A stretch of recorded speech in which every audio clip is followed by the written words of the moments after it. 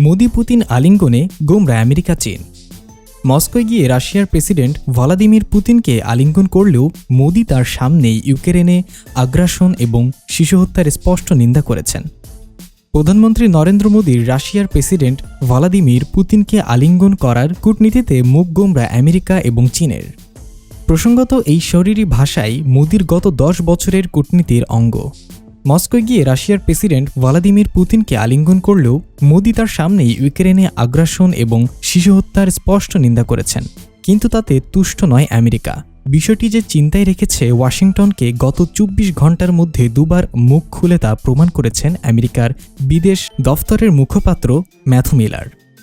এও বলেছেন, ভারতের সঙ্গে গত 24 ঘণ্টায় যোগাযোগ করেছে আমেরিকা, তবে কী কথাবার্তা হয়েছে তা গোপনই রেখেছেন।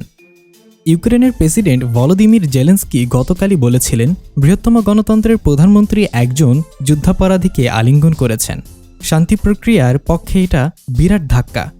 এই নিয়ে প্রশ্ন করা হলে মিলার বলেছেন, আমরা ভারতকে বলে যাচ্ছি ইউক্রেনে শান্তি ফিরিয়ে আনার জন্য তাদের সমর্থন প্রয়োজন। পাশাপাশি পেন্টাগনের পক্ষ থেকে বলা হয়েছে, ভারত আমাদের কৌশলগত মিত্র। রাশিয়ার সঙ্গে তাদের সম্পর্কের চরিত্রসহ বিভিন্ন বিষয়ে খোলাখুলি আলোচনা তাদের সঙ্গে চালিয়ে যাব। ভারতের বিদেশ সচিব বিনয় কোয়াত্রার বক্তব্য, প্রধানমন্ত্রী গোড়া থেকেই পুতিন ও জেলেন্সকিকে জানিয়েছেন যুদ্ধক্ষেত্রে সমাধান হবে না। খুব কম দেশই পুতিনকে সরাসরি এ বার্তা দিচ্ছে, তবে আলোচনার টেবিলে বসতে হবে সংশ্লিষ্ট দুই পক্ষকেই। বেজিংও কড়া নজর রাখছে মোদির জন্য পুতিনের লাল কার্পেট বিছিয়ে দেওয়ার দিকে। আমেরিকার বিরুদ্ধে লড়াইয়ে চীনের প্রধান ভরসা রাশিয়া। ফলে মোদির রাশিয়ায় যাওয়ার এবং পুতিনকে আলিঙ্গন করার বিষয়টি বেজিং ও কিছুটা আশঙ্কার চোখে দেখছে বলে কূটনৈতিক সূত্রের বক্তব্য। সরকারিভাবে এখনও মুখ না খুললেও সেখানকার বিভিন্ন গণমাধ্যমে এই নিয়ে আলোচনা শুরু হয়ে গিয়েছে। বলা হচ্ছে, পশ্চিমের নিষেধাজ্ঞাকে এড়িয়ে নিজেদের বাণিজ্য চাঙ্গা রাখার জন্য ভারতও প্রয়োজনীয় পুতিনের কাছে।